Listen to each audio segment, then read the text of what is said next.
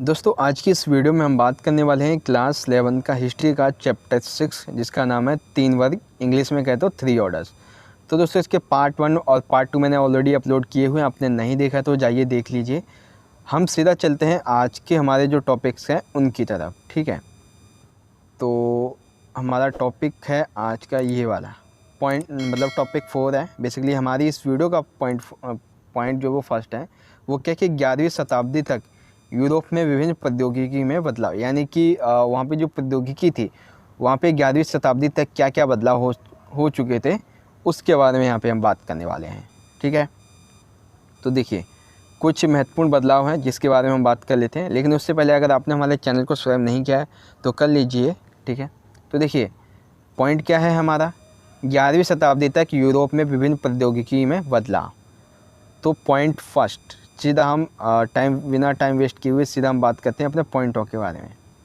तो देखिए क्या है, लकड़ी के हल के स्थान पर लोहे के भारी नोक वाले हल और सांचेदार पटरी का प्रयोग, यानी कि पहले लकड़ी के हल का उपयोग किया जाता था, लेकिन अब लकड़ी के हल के प्रयोग की जगह वहाँ पे जो कोना मतलब नीचे जहाँ से जो हल था वो ज़मीन के अंदर जाता था, वहाँ पे लोहे के भारी नोक वाले हल और सांचेदार पटरी का प्रयोग किया जाने लगा, जिसकी वजह से क्या हुआ कि मतलब जो ये नुकीला लोहा होता था वो ज़मीन के अंदर जाता था, अधिक खोद सकता था।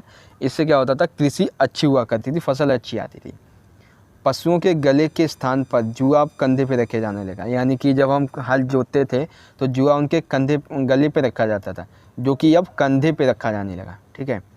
घोड़ों के खुरों पर अब लोहे की नाल का प्रयोग किया जाता है। पहले घोड़ों को खुर पे शायद किसी प्रकार का प्रयोग नहीं किया जाता, लेकिन अब घोड़ों की जो खुर हुआ करते थे, यानी कि जो पैर हुआ करते थे चारों, उस पर अब लोहे की नाल का प्रयोग किया जाने लगा। इसकी वजह से क्या हुआ, एक तो उनके मतलब जब खेत में वो जाते थे या फिर कहीं सेना में लड़ने के लिए जाते थे, तो इससे क्या होता था कि उनके पैरों में कभी कभार चोट लग जाती थी, लेकिन नाल लगने की वजह से चोट भी नहीं लगती थी, ठीक है। ना ही कोई कीड़ा वगैरह उनके खुर के अंदर घुस सकता था।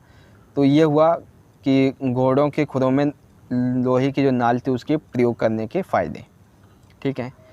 कृषि के लिए वायु और जल शक्ति का प्रयोग, यानी कि कृषि के लिए पहले कृषि के लिए वायु और जल शक्ति से, यानी कि जल शक्ति से बिजली वगैरह बनाई जाने लगी थी। सॉरी, बिजली का तो आविष्कार उस समय नहीं हुआ था। बेसिकली यहाँ पे ये बताया जा रहा है कि कृषि के लिए जल शक्ति, यानी कि नहरों, नदियों, तालाबों का, झीलों का उपयोग अधिक मात्रा में किया जाने लगा, ठीक है। संपीड़कों व चक्कियों में भी वायु तथा जल शक्ति का प्रयोग किया जाने लगा, यानी कि मदिरा बनाने के लिए चक्कियों के लिए भी वायु तथा जल शक्ति का प्रयोग किया जाने लगा था, ठीक है। उसके बाद है 2 खेतों की व्यवस्था के स्थान पर 3 खेतों वाली व्यवस्था का उपयोग हुआ, जिसकी वजह से खेती उत्पादन में बढ़ोतरी हुई। यानी कि पहले क्या होता था कि मान लीजिए ये खेत है, ठीक है, तो इस खेत में क्या होता था, एक वर्ष में केवल 2 फसलें हुआ करती थी। लेकिन जैसी ये व्यवस्था आई तो मतलब कि जब ये 11वीं शताब्दी आई, प्रौद्योगिकी में बदलाव हुआ, तो ये सिंपल सी क्या बात है, एक साल में ये 3 फसलें यहाँ पे की जाने लगी। इसकी वजह से खेती की जो व्यवस्था थी वो भी बढ़ी और कृषि उत्पादन में भी तेज़ी से बढ़ोतरी आई, ठीक है। उसके बाद खेतों को मतलब जो कृषक हुआ करते, जो किसान हुआ करते थे, उनके पास कमाई करने के लिए, मजदूरी, पैसा इकट्ठा करने के लिए एक बेहतर अवसर उन्हें मिलने लगा। और जोतों का आकार भी छोटा था, यानी कि जो खेत हुआ करते थे उसमें खेतों को जोत कहते थे, वो उनका आकार भी काफ़ी छोटा हुआ करता था। भोजन की उपलब्धता दुगनी हो गई, क्यों? क्योंकि साल में 3 बार कृषि की जाने लगी।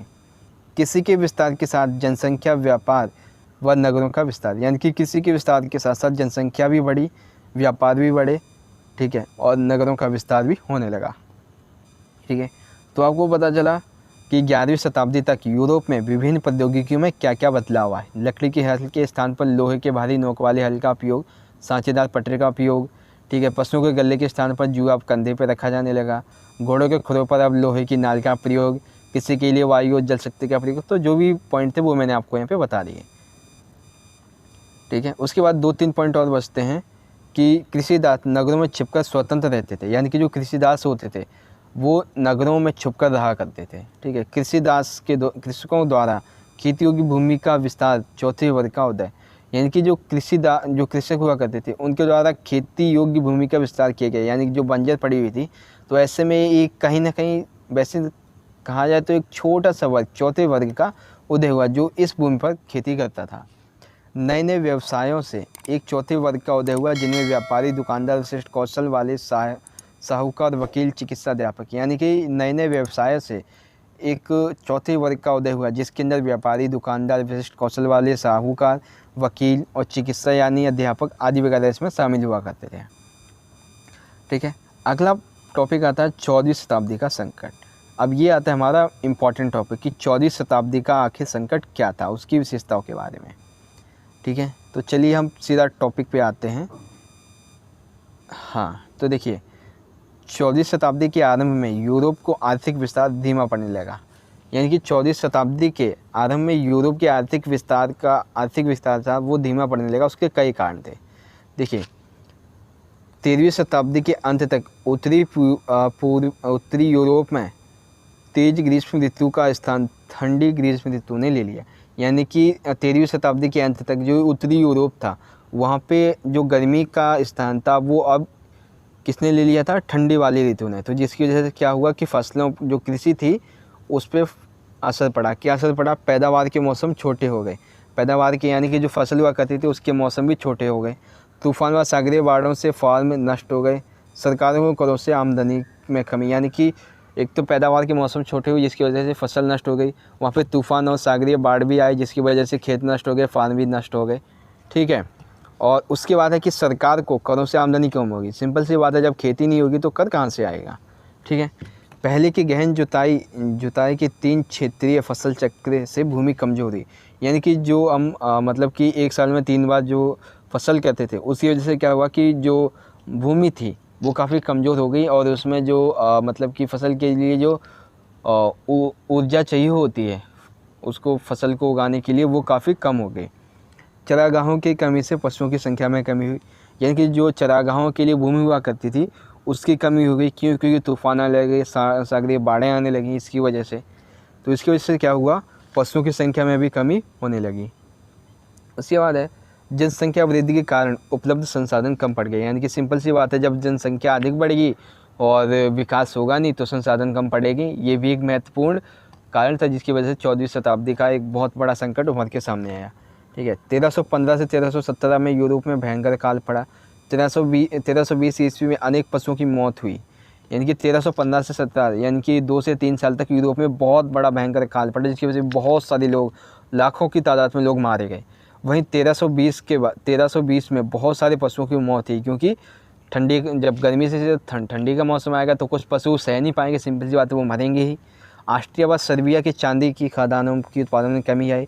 धातु मुद्रा में कमी से व्यापार प्रभावित हुआ। यानी कि सिंपल सी बात है, जो ऑस्ट्रिया व सर्बिया था वहाँ पे जो चांदी की खदानें थी उसके उत्पादन में कमी आई। तो सिंपल सी बात है कि मुद्रा के व्यापार में भी कमी आएगी। यानी कि जो व्यापार था वो मुद्रा के द्वारा होता था और फिर व्यापार में भी कमी आ गई, तो मुद्रा में कमी आ गई। ठीक है, उसके बाद था कि यहाँ पे देखिए जलपोतों के साथ चूहे आए जो यूवेनिक यानी कि प्लेग जैसी महामारी का संक्रमण लाए, लाखों लोग ग्रसित हुए। यानी कि जलपोतों के साथ साथ यानी कि जो जहाज आए जल मार्ग के द्वारा, उसके साथ कुछ चूहे भी आए। ये इन चूहों ने एक ऐसी महामारी ला दी प्लेग नामक। अब आपको पता है ये प्लेग नामक बीमारी की महामारी क्या थी।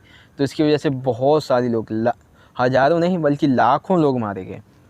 विनाशीलता के साथ आर्थिक मंदी में सामाजिक विस्थापन हुआ। मजदूरों की संख्या में कमी आई। इससे मजदूरी की दर 250% तक बढ़ गई। यानी कि विनाशीलता के साथ साथ आर्थिक मंदी से सामाजिक विस्थापन भी हुआ और मज़दूरों की संख्या में कमी आई। इससे मज़दूरों की दरें, मज़दूर की जो दर थी, मान लीजिए उस समय 100 रुपये थी तो वो अब जाके सीधा कितनी हो गई, 250 रुपये। ठीक है, तो 14वीं शताब्दी का संकट क्या क्या था ये आपको पता चले। जलवायु संकट था, चरागाहों की कमी, जनसंख्या वृद्धि, अकाल, पशुओं की मौत, पैदावार के मौसम छोटे होना, धातु ऑस्ट्रिया सर्बिया की चांदी की खदानों में उत्पादन में कमी, प्लेग नामक महामारी। ठीक है, और उसके बाद आता है एक इम्पॉर्टेंट पॉइंट, 2 इम्पॉर्टेंट पॉइंट आते हैं इसी से संबंधित। वो क्या है, राजनीतिक परिवर्तन। तो देखिए नई शक्तिशाली राज्यों का उदय, संगठित स्थायी सेना, एक स्थायी नौकरशाही और राष्ट्रीय कर प्रणाली स्थापित करने की प्रक्रिया आरंभ की गई। यानी कि राजनीतिक परिवर्तन क्या हुआ कि नए शक्तिशाली राज्यों का उदय हुआ। सिंपल सी बात है, जब यूरोप का विघटन होने लगेगा, मतलब कि वहाँ पे 14वीं शताब्दी के संकट के दौरान जब कोई राजा बचेगा ही नहीं, यानी कि पैसा नहीं होगा तो सिंपल सी बात है एक नए शक्तिशाली राज्यों का उदय हुआ, जो कि संगठित स्थायी सेना, एक स्थायी नौकरशाही और राष्ट्रीय कर प्रणाली स्थापित करने की प्रक्रिया आरंभ की गई।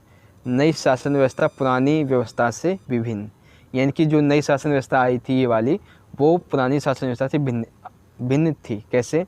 शासक अब पिरामिड के शिखर पर नहीं था, जहां राजा भक्ति, विश्वास और आपसी निर्भरता पर टिकी थी, वह अब व्यापक दरबारी समाज और आश्रयदाता अनुयायी तंत्र का एक केंद्र बिंदु था। यानी कि पहले क्या था, जो शासन था वो पिरामिड के शिखर पे था, जहाँ राजा, विश्वास और आपसी निर्भरता, राजा यानी कि लॉर्ड, भक्ति और विश्वास यानी कि अभिजात वर्ग और पादरी वर्ग, और फिर अभिजात जो आपसी निर्भरता है वो कृषक वर्ग, ठीक है, इस पर टिकी हुई थी।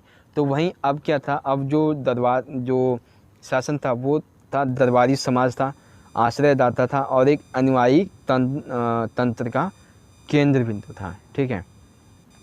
तो आपको पता चला कि 14वीं शताब्दी का संकट क्या था और उसके क्या क्या परिणाम निकले, ठीक है। तो पॉइंट 5 था 14वीं शताब्दी का संकट। आई होप आपको समझ में आ गया होगा। अब हम बात करते हैं आज का हमारा जो इम्पॉर्टेंट और लास्ट टॉपिक बचता है उसके बारे में। वो ये है कि फ्रांस के सर्फ और रोम के दास की जीवन की दशा की तुलना की, यानी कि फ्रांस के जो सर्फ हैं और रोम के जो दास थे उनकी जीवन की तुलना करनी है हमें। तो आइए जीवन की तुलना कर देते हैं भाई, इसमें कौन सी बड़ी बात है। तो सबसे पहले हम रोम के सर्फ की बात करते हैं, रोम के दास की बात करते हैं, ठीक है। तो पॉइंट फर्स्ट है रोम के दासों के बारे में। देखिए, रोम के दास के जीवन में शोषण की प्रमुखता थी, परंतु उन दोनों के जीवन शैली में कुछ अंतर भी मौजूद थे। यानी कि रोम के दास थे, जो रोम के दास हुआ करते थे, उनका शोषण अधिक किया जाता था, ठीक है, परंतु इनमें कुछ अंतर भी मौजूद थे। वो अंतर क्या थे, वो ये देखिए। रोमन साम्राज्य के 3 प्रमुख वर्गों में से सबसे निचला दर्जा दास वर्ग का था, जिसे पूर्ण रूप से सामाजिक, राजनीतिक स्वतंत्रता और आर्थिक अधिकारों से भिन्न रखा गया था तथा उसे सामाजिक न्याय की प्राप्ति नहीं थी, ठीक है। तो ये तो था इसके बारे में, 3 वर्गों के बारे में।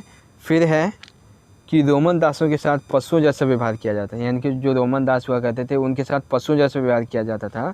उन्हें जीवन की मूलभूत ज़रूरतों से भी वंचित रखा गया था, ठीक है। तो जीवन के जो मूलभूत जैसे खाने पीने, घर वगैरह, इनसे भी वंचित रखा गया था। लेकिन कालांतर में उच्च वर्ग के द्वारा उनके प्रति कुछ सहानुभूति दिखलाई गई। इसके साथ ही साथ दास प्रथा का सबसे बुरा प्रभाव वहाँ के समाज पे पड़ा। यानी कि दास प्रथा का सबसे बुरा प्रभाव वहाँ के समाज पर पड़ा। क्या पड़ा? सिंपल सी बात है, जब दास होंगे तो समाज के लोग भी और भी दास बनेंगे उनके पास, मतलब बेसिकली वो भी उन्हीं की तरह बन जाएंगे, ठीक है।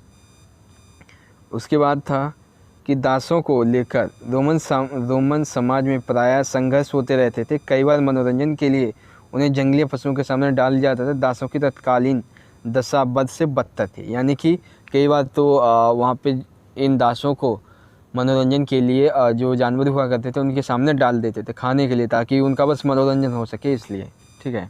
तो जो रोम के दास थे उनके क्या क्या मतलब उनका अधिक शोषण किया जाता था, पशुओं जैसे व्यवहार किया जाता था, ठीक है, और जीवन की मूलभूत ज़रूरतों से वंचित रखा जाता था। मनोरंजन के लिए जंगली पशुओं के सामने डाल दिया जाता था। ये पॉइंट आपको पता चले, ठीक है। अब हम बात करते हैं फ्रांस के सर्फ, यानी कि फ्रांस के दास के बारे में, ठीक है। तो वो क्या है ये जानते हैं। पहला पॉइंट, फ्रांस में सर्फ दास किसान थे तथा यह किसानों का निम्नतम वर्ग था। इनकी समाज में बड़ी संख्या थी और उन पर कई तरह के प्रतिबंध लगे हुए थे। यानी कि फ्रांस में जो सर्फ हुआ करते थे, सर्फ दास थे, वो किसान थे तथा ये किसानों का एक सबसे निम्नतम वर्ग था और ये बड़ी संख्या में थे, ठीक है, जिन पर कई प्रकार के प्रतिबंध थे। उदाहरण के लिए उन्हें अपने मालिक से खेती के लिए भूमि उपज का एक निश्चित भाग उन्हें देना पड़ता था और कई बार तो ये खुद ही उनकी भूमि पर कार्य करते थे और कई बार तो उन्हें खुद भी पैसा नहीं दिया जाता था, ठीक है। उसके बाद आता है, ये 2 पॉइंट बचते हैं आज की इस वीडियो के, वो ये, सर्फों को अपने भूस्वामियों के खेतों पर बिना पैसे के काम यानी कि बेगार करना पड़ता था और मजदूरी दिए बिना ही उनसे मकान बनवाए जाते थे। लकड़ी कटवाई जाती थी, चिरवाई जाती थी, पानी भराने जैसे घरेलू काम भी करवाए जाते थे। यदि वे आज़ाद या मुक्त होने का प्रयास करते थे तो उन्हें पकड़कर कठोर सजा दी जाती थी, ठीक है। इस तरह रोमन दासों व फ्रांसों के सर्फों जीवन शैली में कोई ज़्यादा विशेष अंतर नहीं था। हम कह सकते हैं कि दोनों का जीवन पशु जैसा था। तो देखिए जो सर्फ हुआ करते थे, ये जो फ्रांस के सर्फ थे, ये भूस्वामी जो उनके मतलब जो भूस्वामी हुआ करते थे उनकी खेतों पर क्या करते थे, खेती करते थे, यानी कि काम तो करते थे, मजदूरी करते थे, लेकिन बेगार करते थे, ठीक है। और मजदूरी दिए बिना ही उनसे मकान बनवाए जाते थे, लकड़ी कटवाई जाती थी, लकड़ी चिरवाई जाती थी, पानी भराने जैसे घरेलू कार्य भी करवाए जाते थे। यदि वे आज़ाद होना चाहते थे और पकड़े जाते थे तो सिंपल सी बात है, उन्हें कठोर सज़ा दी जाती है, जिससे वे भविष्य में उसके परिवार का कोई बंदा ऐसा कार्य करने से 100 बार कतराता, ठीक है। तो फ्रांस के सर्फ, तो इस तरह से हम कह सकते हैं रोमन दासों और फ्रांस के सर्फों में कोई ज़्यादा फ़र्क नहीं था, क्योंकि दोनों के साथ ही पशुओं जैसा व्यवहार किया जाता था, ठीक है। तो दोस्तों आज की वीडियो हमारे यहाँ पे ख़त्म होती है, लेकिन वीडियो ख़त्म करने से पहले मैं आपको आज की इस वीडियो के सारे पॉइंट दिखा रहा हूँ। तो दोस्तों आशा करता हूँ कि आपको ये जो चैप्टर है 3 वर्ग मैंने 3 वीडियो में समझाया, आपको समझ में आया होगा। तो दोस्तों आशा करता हूँ आज की वीडियो आपको पसंद आई होगी। वीडियो अच्छी लगी तो लाइक करना है, इस वीडियो को ज़्यादा से ज़्यादा अपने दोस्तों के साथ जरूर शेयर करना है, क्योंकि आपको हमारे चैनल पर और भी ऐसे इंपॉर्टेंट वीडियोस मिलने वाले हैं। तो चलिए दोस्तों मिलेंगे अगली वीडियो में आपका जो चैप्टर 7 है उसके साथ। तब तक के लिए आप पढ़ते रहिए, अपना ख्याल रखिए, धन्यवाद, जय हिंद, वंदे मातरम।